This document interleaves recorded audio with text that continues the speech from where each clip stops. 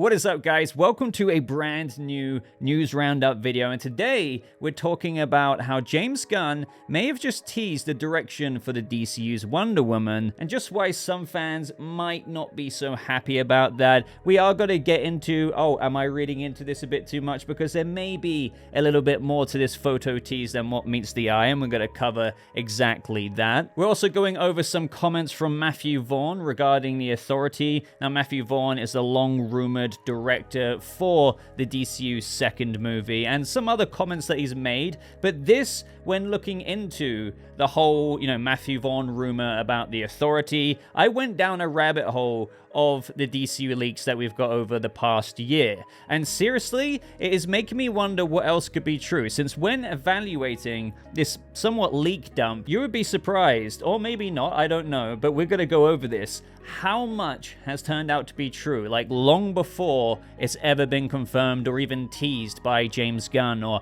other rumors that then turned out to be true. So we're gonna go over that in this video and see where it could actually point us towards possibly the Gods and Monsters Chapter 1 DCU threat. And I would love to know your thoughts on what we're about to get onto with that chapter of this video. We're also going to go over the SAG AFTRA strike. There's some things to talk about there, and hopefully meaning good things very, very soon. So all in all, guys, this video is time-stamped, although I do recommend listening to it all if you want your daily dose of DC news. So let's get into the first topic of today. And I know, again, some people are going to be like, it's just James Gunn posting to his social media saying Happy Wonder Woman Day. Don't read into it, but I mean, come on. We're going to do that. Plus, again, there is possibly some things of substance here, of which James Gunn has also teased that we're going to get into in just a second, with how this could very well be a little hint at the direction of the DC Wonder Woman. So first of all, I find it interesting that he posted this saying Happy Wonder Woman Day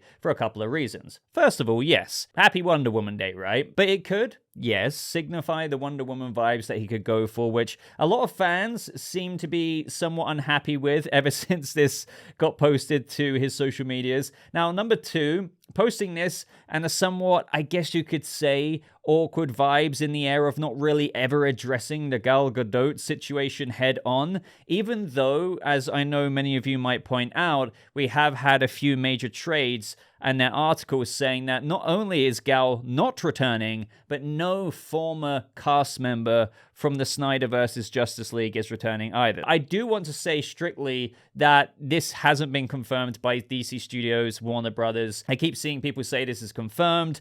It's technically not, even though most of us by now are kind of leaning towards, the major trades probably have got quite the good scoop on this one, and they're probably right. With that in mind, with James Gunn being the head of DC Studios, with him barely saying anything on Wonder Woman in the DCU other than we will be getting her in the first 3 years, and that he's been working on an animated somewhat series to get off the ground ever since day one of being co-head of DC Studios. This could be seen as a little bit of a hint for the DC Wonder Woman, and this wouldn't be the first time that James Gunn has done somewhat indirect teasers like this, such as posting comic book photos of Mr. Terrific before he was announced, then of course Lobo, of which we were hearing major trades recently, and from a long time ago, to be honest, say that Jason Momoa is definitely playing that character in some way or another in the DCU, whether that is in Superman Legacy or in his own project. But cutting to the chase here, James Gunn liked this comment that you're seeing on screen right now, asking if it's a possible look for the future Wonder Woman of the DCU. Do you know what I mean? You could be like, Boba, but still. But I'm like, look, okay, I'm normally one who's quite skeptical, especially even when it comes to leaks, of which we're going to dive into in a second. And with stuff like this isn't even leak territory, so it's even more, speculative and skeptical. But he didn't even have to like that. Do you know what I mean? So I do feel like this could be a little hint as to the keyword being here, vibe, of what the DCU's Wonder Woman will be. It is fairly obvious, as I've said, that she probably is gone. Ezra's gone. Every former Snyderverse casting of the Justice League is gone. And hey, here's an excuse, Happy Wonder Woman Day, for me to post a little bit of comic book art in where she's not going to necessarily look bit by bit the same as this Wonder Woman as you're seeing on screen right now, but it will give you the kind of overall vision of where I'm going. And what I'm going to do is like a few posts saying, is this, possibly what the DC Wonder Woman will look like, to make it maybe be a little bit more obvious. But the vision being the key word there is what a lot of people seem to not be liking. So let's break that down. She may be like, this Wonder Woman looks badass. Now, let me first put this out there that some people do like this vision. It's just for the most part, like I would say Wonder Woman fans to diehard Wonder Woman fans aren't exactly fans of what artwork was posted here, if it is to hint of a future direction for the DCU Wonder Woman. And this is because this is the new 52 Wonder Woman, who was more of a, I guess you could say, embracer or goddess of war. Thus, it's an era in Wonder Woman history for Wonder Woman fans that is on the more controversial side. So what I would say about this is, like, even though Wonder Woman before New 52 obviously has fought with her sword and been more warrior-like, it's usually been in times in where it was quite sparingly or was in battles that very much so warranted it. Whereas when you get to the New 52, she just like really embraced that. And where mostly Wonder Woman fans feel like Diana would more or less kind of extend her hand first rather than extending a sword in your face. So that, I guess what I just said there would be the major difference between Wonder Woman visions. And so Gunn posting this, liking a couple of posts saying, is this possibly what the DC Wonder Woman could be like or look like? It's got some fans panicking about a new iteration of Wonder Woman being more of like a lethal Amazon warrior, which again, I know there's going to be comments saying, but I thought Wonder Woman did use a sword and shield. I thought she was trained to be somewhat of a warrior, just like a lot of Amazons on Themyscira. Yes, but usually in a lot of takes, again, it's more about extending a hand first, subduing your enemy first, or like showing mercy before even lifting a finger to that of a sword and shield. Now, some of you may be like, but that's lame. I'd rather her be a badass warrior, sword-swinging kind of Amazon. Well, fair enough. But it's just, from what I'm observing, most people prefer the love approach of Diana. And of course, when she needs to, even in that vision and in that approach, she will equip her sword and be a badass if she needs to be. So that is the situation from what a lot of people are viewing, and I wonder if this is indeed true and it does come to fruition, what that would look like to a lot of fans. Now, personally, my takeaway here is that I don't think this is a huge deal right now, even though James Gunn has liked a couple of posts saying, is this what DC Wonder Woman could look like? That could be what it means. Just because he's posted an artwork, it doesn't mean that the vision will be like that. It could just be like, this could be more the aesthetic of Wonder Woman in the DCU, just to give her more of a formidable vibe without sacrificing her more passive approach, if you will, and doing anything and everything before fighting lethally. So all of that could be maintained. It's just like, hey, here's what she could look like.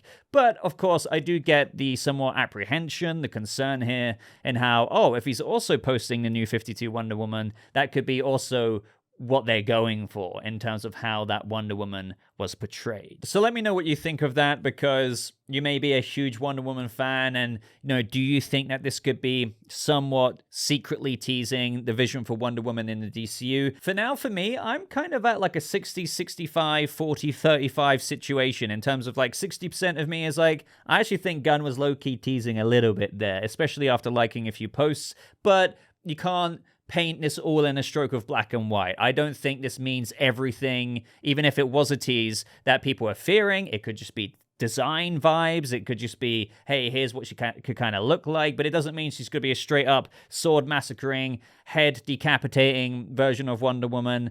But let me know what you're thinking about that. Now, let's get into another interesting part of this video, arguably the most interesting for me, because we had Matthew Vaughn talk on Happy, Sad, Confused with Josh Horowitz, and he spoke about his career. One interesting thing that he spoke about as well was even pitching a Superman trilogy to Warner Brothers before Man of Steel. And check this out. He says that in his pitch, it involved Krypton not actually blowing up until much later, and the villains would have been Lex Luthor, Zod, and Brainiac. And he also said that Krypton wouldn't have blown up until like around after the Luthor villain part. So like when Superman was older, like he says there would have been a mass exodus at that point, and then all hell breaks loose, and then it blows up. I don't know. But yeah, let me know what you think of that. He didn't give, honestly, more details beyond that, other than they just weren't interested. So this is when he spoke about the current day DC with James and Peter, and he says, DC have reached out.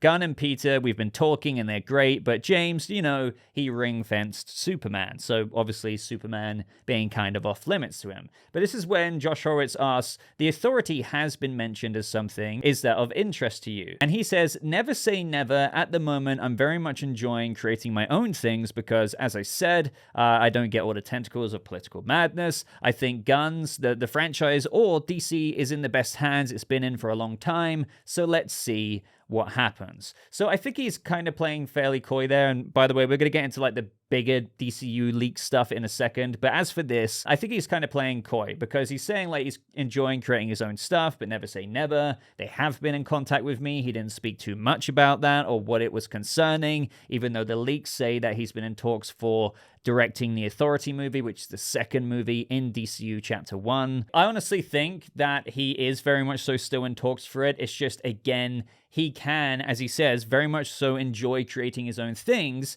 and carry on to do that because the Authority wouldn't be, it wouldn't be coming for like another 3 years. Like Superman Legacy releases 2025. That's if the strikes don't disrupt that release date of summer 2025. But this is where we get to the most exciting part in the video, personally for me, because this is where I decided to think, okay, we've heard about Matthew Vaughn's rumors for directing the Authority for quite a while now. So I was like, okay, let's go back to that post, because I remember making a video about this quite a long time ago. So this led me to the Reddit post on the DCEU Leaks subreddit page in the verified sources section that we sometimes cover here on the channel, not too often as you know, because I like entertaining leaks, hypothetically assuming they're true for the sake of discussion. But here's the thing, this was posted way back in April, and that's usually the way I look at it. Like leaks, anyone could kind of say them, I really don't know what to think. But if we take a look back at this page that you're probably seeing on screen right now, in where it mentioned Matthew Vaughn in talks to direct the Authority, again, April 2023,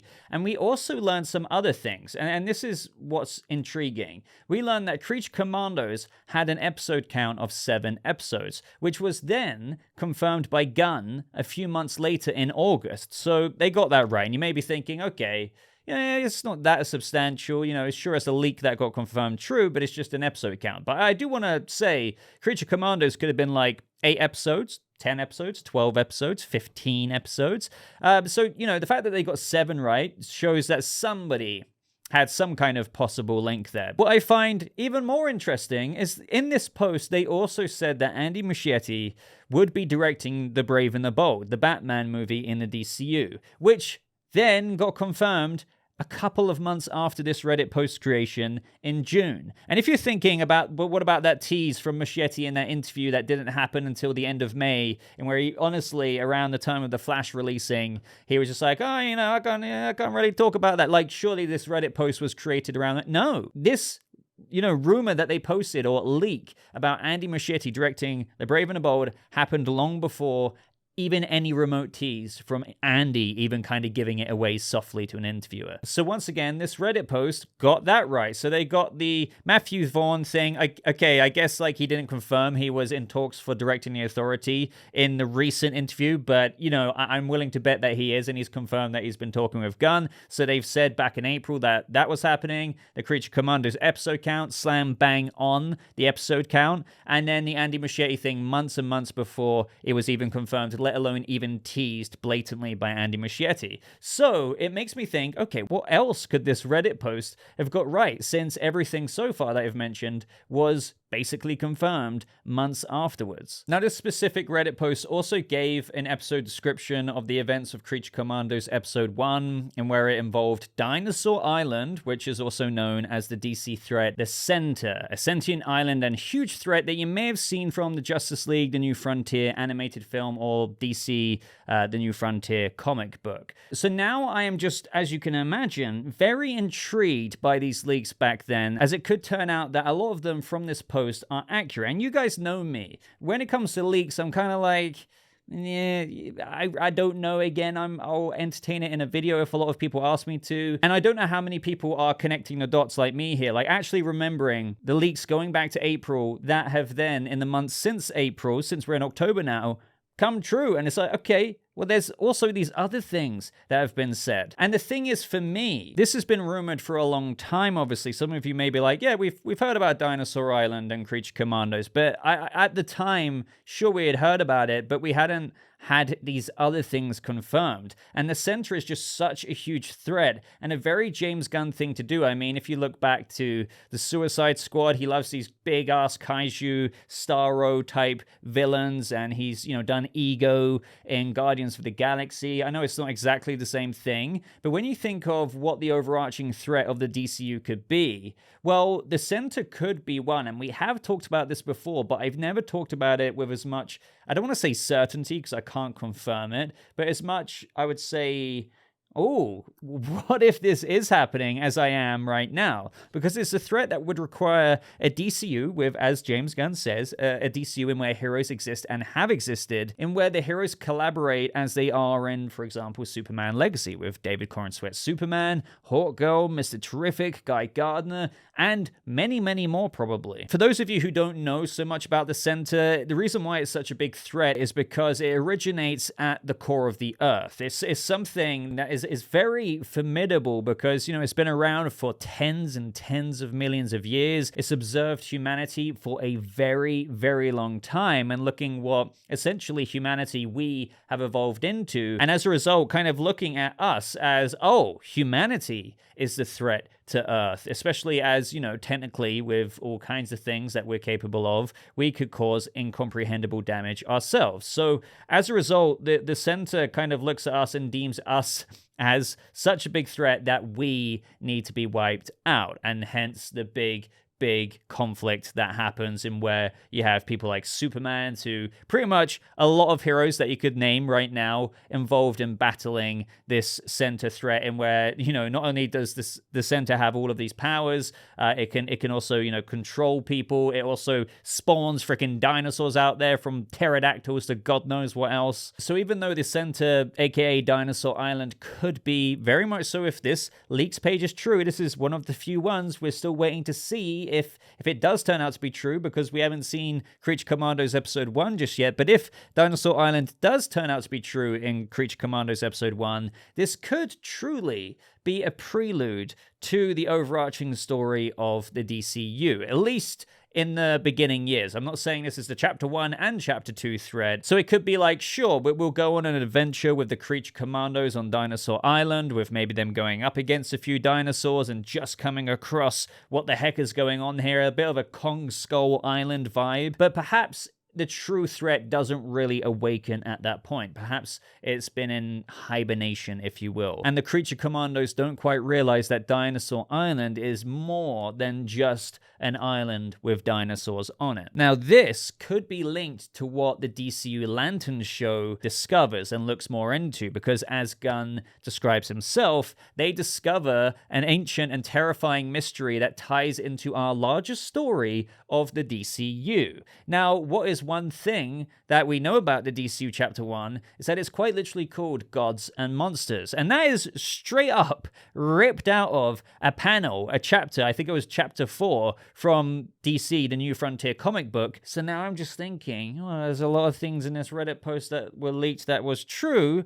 I'm starting to think that Dinosaur Island, even though we've spoken about this months and months ago, could very much so be a thing. Like, genuinely be a thing in the DCU. Now, to stress, this doesn't need to be rushed. The center can cook in the background while we visit the main plot of Superman Legacy and whatever villainy is going on there. Of course, the main plot of The Authority. Let all of that grow in the DCU as you would in any cinematic universe. But regardless, a threat is cooking in the background nonetheless. The thing is, I could be wrong about the grand scale of that, and how what I mean to say is the Dinosaur Island / the center threat could be very well, as per revealed in these leaks in this Reddit page here, a threat in Creature Commandos, in where the Creature Commandos team goes to Dinosaur Island, but you could argue that it's all resolved in Creature Commandos. Like, the whole thing's solved there and then in that one season. Now, the reason why I don't really think that, to be honest, is because, quite simply, that team alone, Creature Commandos, doesn't really have the capacity to handle a threat that has the ability to wipe out the entirety of humanity. So Yeah, I think Creature Commandos could just be the prelude to it. So I know that was a lot of rambling there, but I had to keep going round and round in my head about it. I don't, as I said, normally go this far into leaks, but so someone had pretty concrete info back then, and if that's the case, they also spoke about Dinosaur Island, and over the course of Chapter 1, Gods and Monsters, as referenced from basically the center comic book storyline, that will be a threat that pops up every now and again, demanding much, much, much larger heroes and characters in the DCU to take command of the situation, and also bring in all kinds of collaboration and possibly, you know, the unification of the Justice League and heroes that might already know each other in a really, really cool spectacle film. Now, I know what some people are going to say. I don't know about that. I already posted about this on Twitter, and some people say, like, that's such a James Gunn thing to do. But at the same time, that's not really a compliment because, you know, there's so many bigger villains out there, but fighting a bloody island isn't exactly maybe what people are after. And I replied something like, I get that on paper it might not sound as attractive to people as, like, there's Darkseid, or like, here's the Anti-Monitor, or Brainiac, or something like that. And I want to stress something as well. This doesn't mean that we're not going to get individual villains in other parts of the DCU in their self-contained stories, like Superman Legacy, or maybe Lanterns is revolving something else, or there's the Authority and whatever's going on there, and there's another villain that pops up in Booster Gold, or Supergirl, Woman of Tomorrow, or Swamp Thing, maybe Antoine Arcane. I don't know. But you can still have a larger thing cooking in the background as it's awakening. Do you know what I mean? So I get, while on paper people are like, an island, dinosaurs wandering around on an island.